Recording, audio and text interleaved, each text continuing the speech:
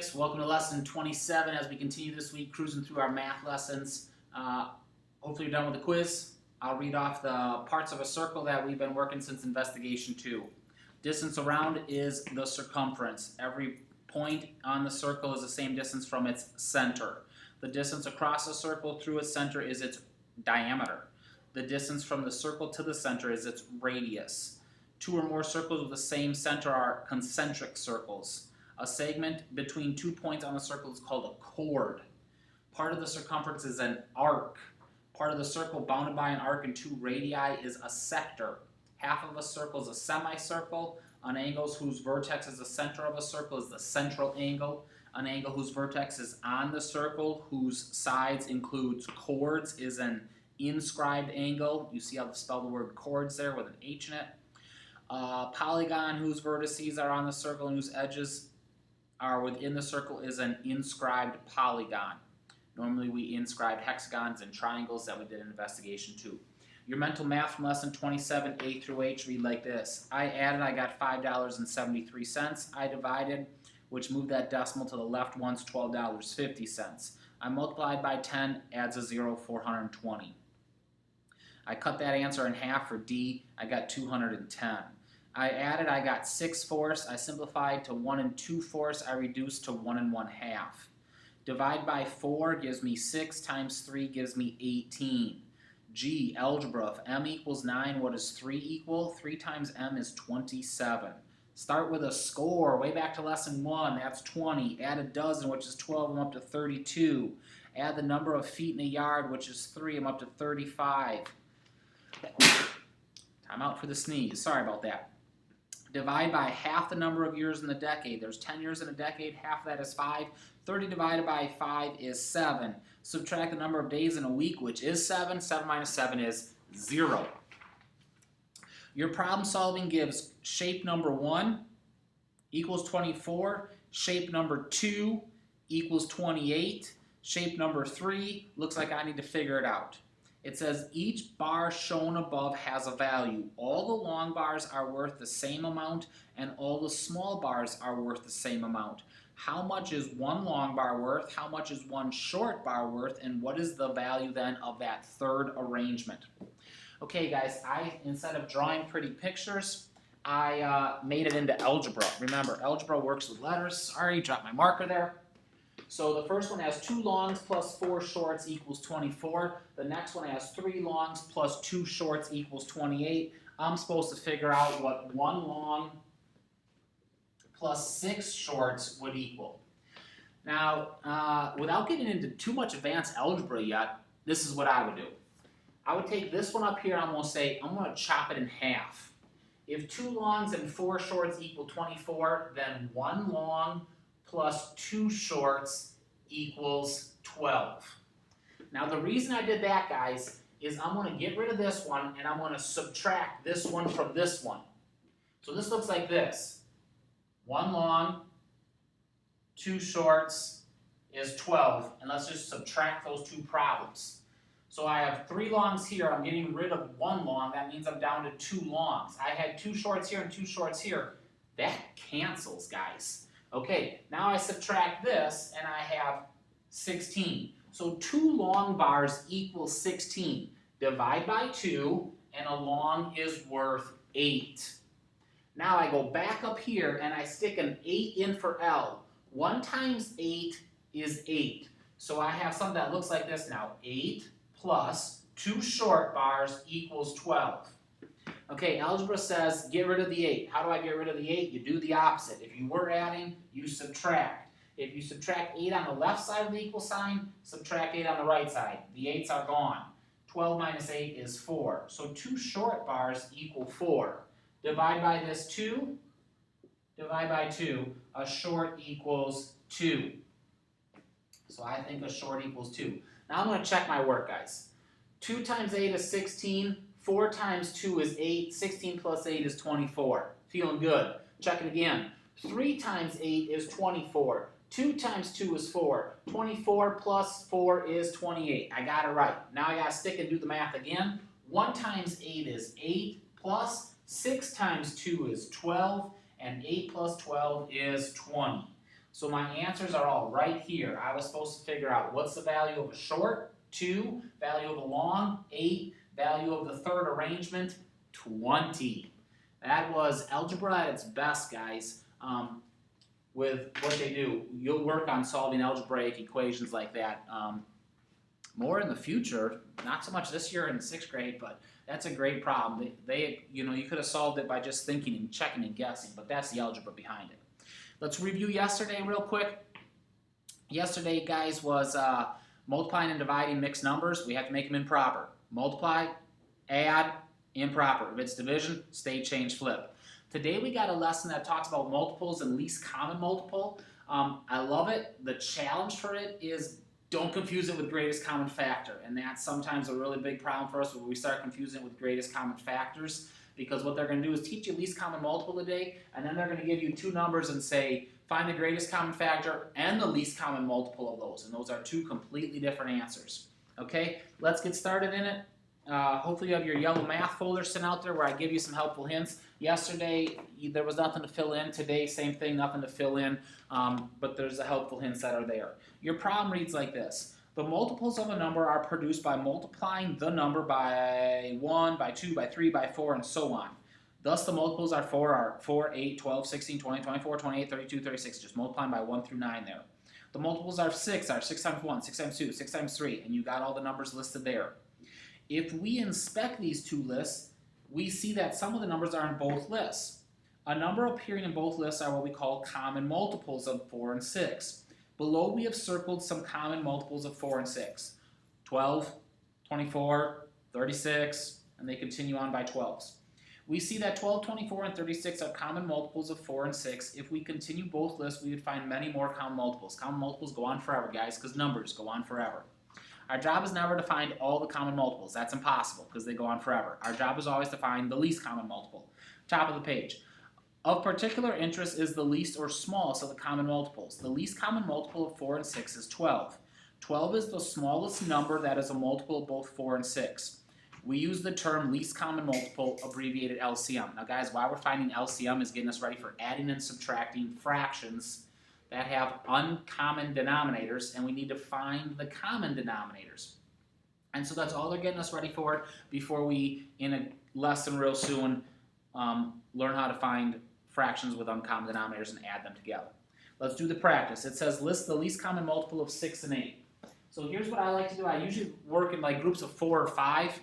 So I'm going to do 6 times 1, times 2, times 3, times 4, times 5. And I got my first 5. And then I'm going to start listing the 8s until I find one in common.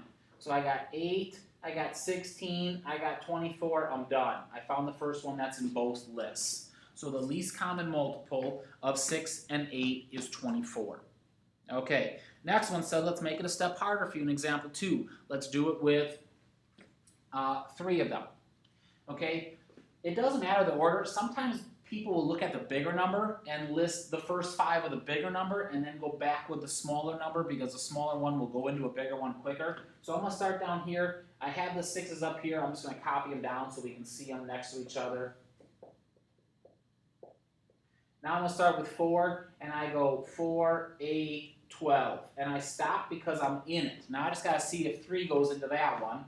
3 has a 6, guys. So I'm going to say, hey, can I stop? Because 6 is in this list. No, you can't stop. Why? Because 6 isn't in a 4. So I got to keep going on. That gives me 9. That gives me 12. So I got a 12, I got a 12, and I got a 12. I found the least common multiple of the 3. Make sure when you're finding the least common multiple of 3 numbers, the number's in all the lists. You can't stop with 3 and 6 and say it's at 6. Okay, guys, with least common multiple, the smallest it could ever be is the biggest number. Like if I asked you what's the least common multiple between 3 and 6, the answer is 6. So when you hear the word multiply, remember it's going to be big numbers. Greatest common factors, smaller numbers. Okay, in between 2 and 3 is this lesson. It says, we can use prime factorization to help us find the least common multiple of a set of numbers.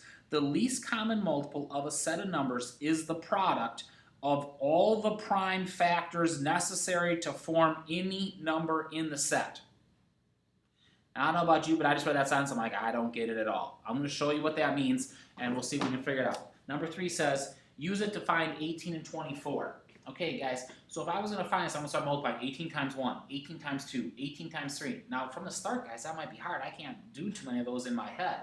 Like these single digits, you've been doing that for a long time. You can rattle those off in your head for a while. But big numbers, that's hard to rattle off in your head. So they say, hey, do the prime factorization of it. So prime factorization looks like this. 2 times 9, this is 3 times 3. So my 18 is 2 times 3 times 3. I'm going to do the same thing over here. I have 4 and 6. 4 is 2 and 2. 6 is 2 and 3. So my 24 gave me 2 times 2 times 2 times 3. Now what you're doing, guys, is you're always looking at the prime factorization numbers and you're picking whatever one has the most. So there's only 1 2 here. There's 3 2's here. So I pick the one that has the 3 2's. There's 2 3's here. There's only 1 3 here. So I pick the 2 3's. And then I multiply that all together. 2 times 2 times 2 is 8. 3 times 3 is 9. And 8 times 9 is 72. What is the least common multiple of 18 and 24? It is 72. That's a little bit different than how we found greatest common factor, guys. Remember when we were looking for greatest common factor, we crossed out any ones that were in the top or the bottom. So I would cross out the 2 because there's a 2 here and a 2 here, and I'd cross out the 3 here and a 3 here. I would take 2 times 3 and say 6. The greatest common factor between 18 and 24 is 6. The least common multiple says take the number that has the most of those factors and multiply them together to get 72. So if I did 18 times 2 would be 36, times 3 would be 54, times 4 would be 72. 24 times 1 times 2 is 48, times 3 is 72. So if you listed them, you got it there. This might be a shortcut, guys, when you're looking at least common multiple of some pretty big numbers. Okay, last part of the lesson is can we find equivalent division problems? This is teaching you mental math. I like it. This is what we do all the time because I don't walk around with a calculator or things. I try to figure things out in my head fast. Trish's teacher asked this question: if 16 health snacks cost $4, what's the price of a health snack? Trisha quickly gave the correct answer. It's 25 cents. And she then explained how she found the answer. I knew I had to divide $4 by 16, but I didn't know the answer, so I mentally found half of each number. So I took half of $4 as 2, and I took half of 2, I took half of 16, which is 8. Still didn't do that in my head, so I chopped them in half again. Half of 2 is 1, and half of 8 is 4. And I know that there are 4 quarters in a dollar, so I know my answer is 25 cents. How did Trisha's mental technique work? She used the identity property of multiplication.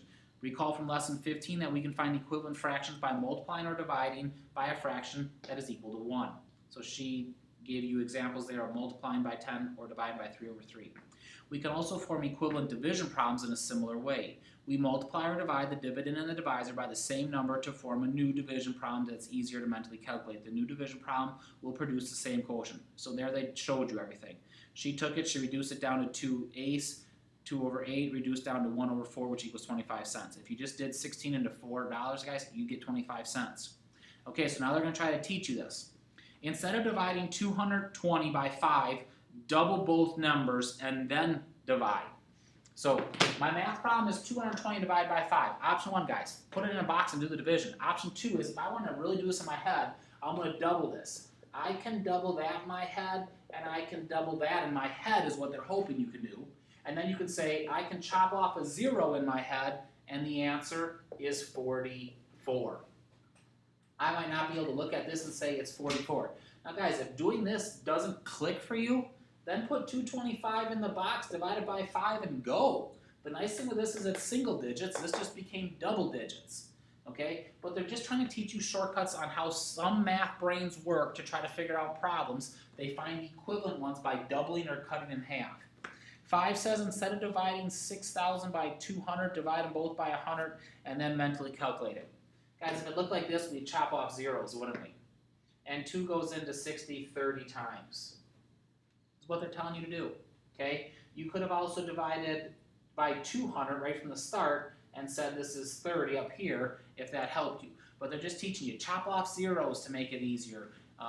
And so the equivalent answers, guys, is just can I think of ways to be able to get answers a little bit faster? Awesome. Let's get ready for the problem set, unless you're going to take some time and do some practice ones to get a little extra. Sixth grade, here we go with lesson 27, number 2. Rebecca and her mother built a shelf that was 6 feet long. How many inches is a shelf? I know there's 12 inches in a foot. I know I have 6 of them, so it's a multiplication problem. Gives me 72 inches.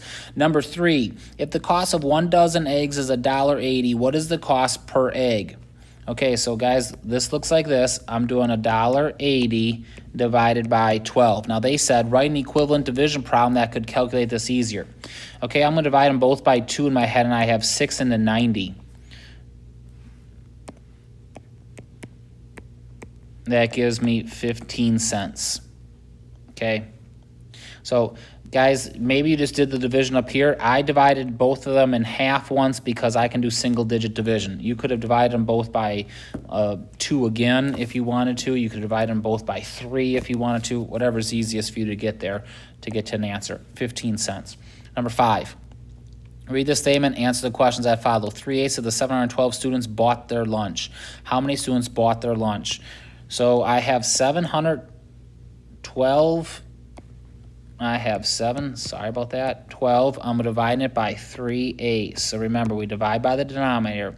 Goes in there 8 times, that's 64. Subtract is 72. That goes in there 89. Now I need to multiply by my numerator. I'm going to rewrite that. 89 times 3.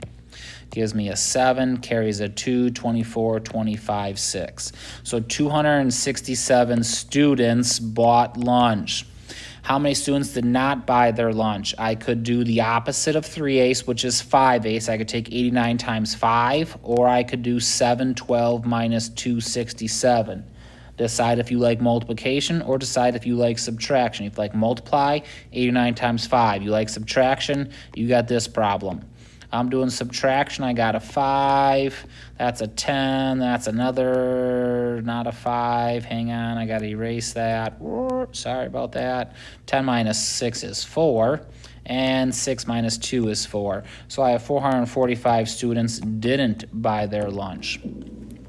Number 6, the width of the perimeter is 6 inches and the perimeter is 30. What is the length? This is a great problem, guys. So we've been working finding perimeter. Now they're saying, can you work it backwards?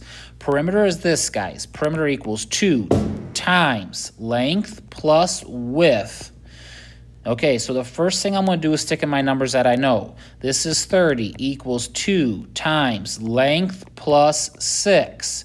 I'm going to get rid of the 2, which means multiply, so I divide. So take your perimeter, cut it in half. That gives me 15. L plus 6 is 15. Minus 6 from that, L equals 9. So guys, when they give you the whole perimeter and they give you one side, take the perimeter, cut it in half, and then subtract the number they give you. It'll give you the missing 1. So A, the length is 9. So if I had 9 here, I had a 9 here, I had a 6 here. 9 plus 6 is 15, plus 15 is 30. What's the area? Multiply. 9 times 6 is 54 inches. This time it's squared. So letter A, letter B. Notice how we did that for the future. 7, use prime factorization to find the least common multiple of 25 and 45. 25 breaks down to 5 and 5. 45 breaks down to 9 and 5, which breaks down to 3 and 3. So guys, I start looking. This one has 2 3s. This one doesn't have any. So I'm using the 2 3s, which equal 9. This one has 2 5s. This one only has 1. So I'm picking this guy here because it's got more. That's 25. 25 times 9 now is 45. Carry the 4. 18 plus 4 is 22. And I wrote down a 4 here instead of a 5. My goodness, I'm trying to give you guys wrong answers. Sorry about that. Okay, now my multiplication is right. That is the least common multiple, is 225. That might have been easier than listing 25, 50, 75, 100, 125. That one might have gone a little bit easier for you. Listing 45s would have been tough, so that's the shortcut. Number 8, what number is halfway between 3,000 and 4,000? Halfway is finding the average, guys. Or maybe you just know half of 3,000 between 4,000 is 3,500. Hopefully you can do that in your head. If not, it's addition, which would give you 7,000. Divide by the two numbers would give you 3,500. Okay, hopefully you can do that mentally. Number 9, write 24% as a reduced fraction. Percent means out of 100, so I put 24 over 100. I divide it by 4 over 4. That gives me 6. That gives me 25. So I have 6/25. Use prime factorization to reduce 36 over 180. Guys, I'm going to do this with just reducing. I can look at this and say it can be divided by 9. 36 goes into 9 4 times. 9 goes into 18 2. 9 goes into 0 0. Now I can look at that and say, you got to divide this again, Bauer, by 4. 4 divided by 4 is 1. 20 divided by 4 is 5. That number reduced to 1/5. Okay, I think that was faster than listening to prime factorization of everything. Turning the page in my math book, I'm up to number 12. Write the prime factorization of 576 using exponents. You got it. 576. Now, if I was smoother, I would do B. But B only works, guys, if you know the square root of 576. I happen to know that the square root of 576 is 24. So 24 times 24 gives me this. So what I'm going to do is I'm going to break down 24. That is 4 and 6. This is 2 and 2. This is 2 and 3. So I'm down to B, guys. I'm writing the prime factorization. B was find it. That's 24. Now, I'm going to take this. This is 2 to the third power times 3 to the first. Remember, when we go this way, we're going to double all these numbers. If we listed the prime factorization of this, we would cut these in half to get down here. So I'm going to double the 3 to 6. So this is 2 to the 6, 2 to the 6th power times double the 1, 3 to the 2nd power. So this goes backwards to gives me A, 2 to the 6th, 3 to the 2nd. So I went down for B first, guys, because I like to work with a smaller number than a big 576. Number 16. If AB is 3 feet, what's the perimeter of A, B, C, D, E up there? Okay, so I have that shape, guys, that looks like this. I have this beautiful thing cutting through it, chopping it up. I have A, B, C, D, E, F, and above it, it says these are squares. So square 1 and square 2. Now, number 16 said if AB is 3, what is the perimeter of A to B to D to E? If this is 3, guys, this is 3, this is 3, this is 3, this is 3, this is 3. So I'm just adding like crazy. 1, 2, 3, 4, 5, 6. 6 times 3 is 18 feet. Letter A. B says, what is the area of rectangle ABDE? So 3 times 6 is also 18. This one's area, though, so it's 18 feet squared. Number 18. It looks like this. P plus 2 to the 4th power equals 12 squared. I got to do the math. P plus 2 times 2 is 4, times 2 is 8, times 2 again is 16. 12 squared is 144. Now, missing something in addition, I solve it through subtraction. So subtract 16 on the left, cancels it out. P equals subtract 14 minus 6 is 8. 3 minus 1 is 2. 1 minus nothing is 1. P equals 128. Number 20. Missing the first in the subtraction, I add 6 and 2/3 plus 4 and 1/3. 3/3, 10, that becomes a 1, equals 11.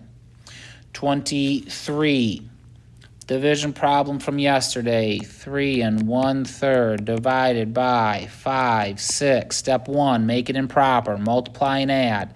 10/3 divided by 5, 6, stays the same. Change the multiplication, flips it over. 5 goes into 10 2 times. 3 goes into 6 2 times. Multiply the top is 4. Multiply the bottom 1. 4 over 1 equals 4. 25.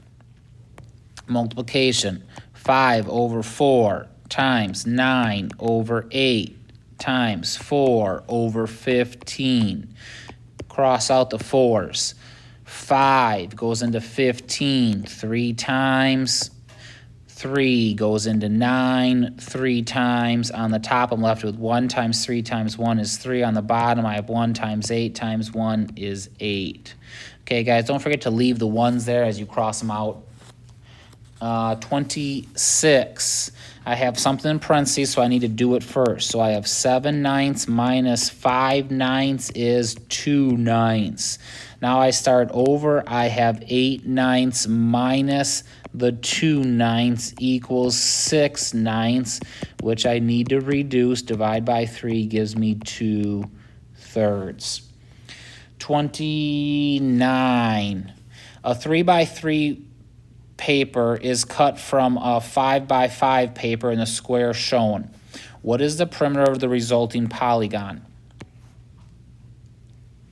Okay, guys, they gave me 5 and 5 and 3 and 3. Now, the easiest thing with this, guys, is they gave you the totals. 5 plus 5 is 10 times 2 is 20. Remember, when it's L-shaped and I know the whole horizontal and I know the whole vertical, add them together and double it, 20. We're working with inches. B said, how many square inches of the 5x5 square inch remain? So I started with a 5x5, guys. 5 times 5 is 25. We cut out this 3x3 here. 3 times 3 is 9. That means what's left? Well, 25 minus 9 is 16. That's 16 inches squared. They're teaching you a shortcut to finding area of a complex shape like that is to sometimes think of it as a whole square and what's missing instead of thinking about